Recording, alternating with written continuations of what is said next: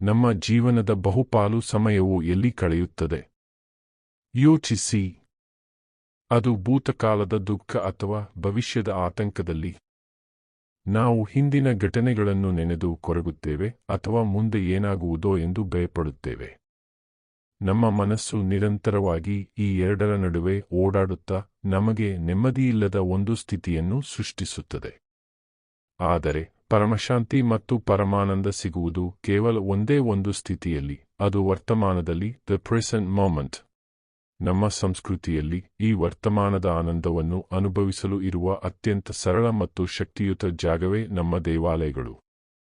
ಇಲ್ಲಿನ ವಿಧಿಗಳು ನಮಗೆ ಗೊತ್ತಿಲ್ಲದಂತೆಯೇ ಒಂದು ಅದ್ಭುತ ಯೋಗಾಭ್ಯಾಸವನ್ನು ಹೇಳಿಕೊಡುತ್ತವೆ. ಆ ಪರಮಶಾಂತಿ ಮತ್ತು ಪರಮಾನಂದ ಸಿಗುವುದು ಕೇವಲ ಒಂದೇ ಒಂದು ಸ್ಥಿತಿಯಲ್ಲಿ, ಅದು ನಮ್ಮ ದೇಹ ಮತ್ತು ಮನಸ್ಸು ಸಂಪೂರ್ಣವಾಗಿ ವರ್ತಮಾನದಲ್ಲಿ, ದ ಪ್ರೆಸೆಂಟ್ ಮೊಮೆಂಟ್ ಇದ್ದಾಗ. ದೇವಾಲಯದ ವಿಧಿವಿಧಾನಗಳು ಕೇವಲ ಧಾರ್ಮಿಕ ಆಚರಣೆಗಳಲ್ಲ, ನಮ್ಮ ಪೂರ್ವಜರು ರೂಪಿಸಿದ ಅತ್ಯಂತ ಪ್ರಬಲವಾದ ಮನಸ್ಸಿನ ತರಬೇತಿ, ಮೈಂಡ್ಫುಲ್ನೆಸ್ ಟ್ರೈನಿಂಗ್ ಎನ್ನಬಹುದು. ಈ ವಿಧಿಗಳು ನಮ್ಮ 5 ಇಂದ್ರಿಯಗಳನ್ನು ಏಕಕಾಲಕ್ಕೆ ಸಕ್ರಿಯಗೊಳಿಸುವುದರಿಂದ ನಾವು ಮನಸ್ಸಿನಿಂದ ಹೊರಬಂದು ನಮ್ಮ ದೇಹದ ಸಂವೇದನೆಗಳ ಮೇಲೆ ಸಂಪೂರ್ಣವಾಗಿ ಕೇಂದ್ರೀಕರಿಸುತ್ತೇವೆ.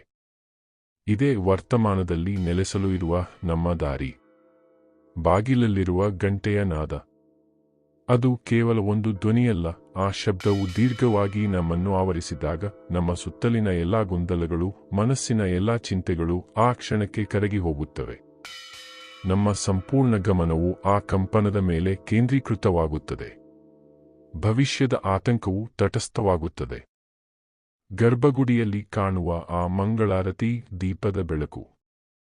ಅದು ಕೇವಲ ಒಂದು ಜ್ವಾಲೆಯಲ್ಲ, ಆ ಬೆಳಕಿನ ಮೇಲೆ ನಮ್ಮ ದೃಷ್ಟಿಯನ್ನು ಸ್ಥಿರಗೊಳಿಸಿದಾಗ ಮನಸ್ಸಿನಲ್ಲಿ ಅಲೆದಾಡುತ್ತಿದ್ದ ಭೂತಕಾಲದ ದುಃಖಕರ ನೆನಪುಗಳು ಮರೆಯಾಗುತ್ತವೆ. ನಮ್ಮ ಒಳಗೆ ಇರುವ ದೈವಿಕ ಪ್ರಕಾಶದ ಮೇಲೆ ನಾವು ಸಂಪೂರ್ಣವಾಗಿ ದೃಷ್ಟಿ ಕೇಂದ್ರೀಕರಿಸುತ್ತೇವೆ.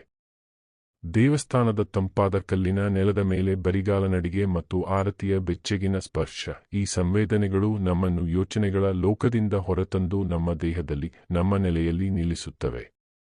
ನಾನು ಈಗ ಇಲ್ಲಿದ್ದೇನೆ ಎಂಬ ಅರಿವು ಮೂಡುತ್ತದೆ. ಧೂಪದ ಸುಗಂಧ ಮತ್ತು ಪಂಚಾಮೃತದ ರುಚಿ. ಈ ಪರಿಮಳ ಮತ್ತು ರುಚಿಗಳು ನೇರವಾಗಿ ನಮ್ಮ ಪ್ರಜ್ಞೆಗೆ ಪ್ರವೇಶಿಸಿ ಆ ಪವಿತ್ರ ಕ್ಷಣದಲ್ಲಿ ನಮ್ಮನ್ನು ತೊಡಗಿಸುತ್ತವೆ. ಹೊರಗಿನ ಜಗತ್ತಿನ ಕಲ್ಮಶಗಳನ್ನು ಮರೆತು ಶುದ್ಧವಾದ ಅನುಭವದಲ್ಲಿ ನಾವು ಮುಳುಗುತ್ತೇವೆ. ಈ 5 ಇಂದ್ರಿಯಗಳು ಒಂದೇ ಸಮಯದಲ್ಲಿ ಆಕ್ಟಿವ್ ಆದಾಗ ಏನಾಗುತ್ತದೆ? ಯಾವುದೇ ಒಂದು ಚಿಂತೆಯೂ ನಮ್ಮೊಳಗೆ ಇರಲು ಸಾಧ್ಯವಾಗುವುದಿಲ್ಲ. ನಿಮ್ಮ ಮನಸ್ಸು ಭೂತ ಮತ್ತು ಭವಿಷ್ಯದ ಬಂಧನದಿಂದ ಮುಕ್ತವಾಗುತ್ತದೆ. ಆ ಕೆಲವೇ ನಿಮಿಷಗಳ ಕಾಲ ನೀವು ದುಃಖದಿಂದ ಮುಕ್ತರಾಗಿ, ಭಯದಿಂದ ಹೊರಬಂದು ಕೇವಲ ವರ್ತಮಾನದ ಸಂಪೂರ್ಣ ಶಾಂತಿ ಮತ್ತು ಆನಂದವನ್ನು ಅನುಭವಿಸುತ್ತೀರಿ.